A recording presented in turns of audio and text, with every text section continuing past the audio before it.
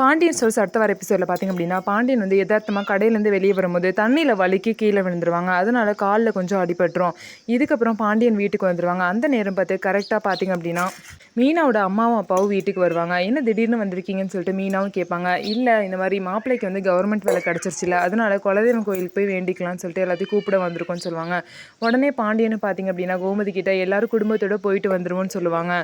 இதுக்கப்புறம் வந்து பழனி பார்த்திங்க அப்படின்னா, எப்படியோ நல்லபடியாக அவங்க மாப்பிள்ளைக்கு கவர்மெண்ட் வேலை வாங்கி கொடுத்துட்டீங்க அப்படின்னு சொல்லிட்டு பேசுவாங்க. உடனே பார்த்திங்க அப்படின்னா, மீனாவோட அப்பா வந்து நான் என்ன பண்ணேன், மாப்பிள்ளையோட அப்பா தான் காசு கொடுத்து ஹெல்ப் பண்ணியிருக்காரு, இல்லைன்னா இவ்வளோ பெரிய விஷயம் நடந்திருக்காது அப்படின்னு சொல்லிட்டு சொல்லுவாங்க. உடனே பார்த்திங்க அப்படின்னா, இந்த சுகன்யா வந்து அவங்க ஒன்றும் பணம் கொடுக்கல, மீனா தான் வந்து அவங்களுக்கு வேலை கிடைக்கணும் அப்படின்னு சொல்லிட்டு பணம் ரெடி பண்ணி கொடுத்துருக்காங்க அப்படிங்கிற உண்மையை வந்து மீனாவோட அப்பா கிட்ட சொல்லிடுவாங்க.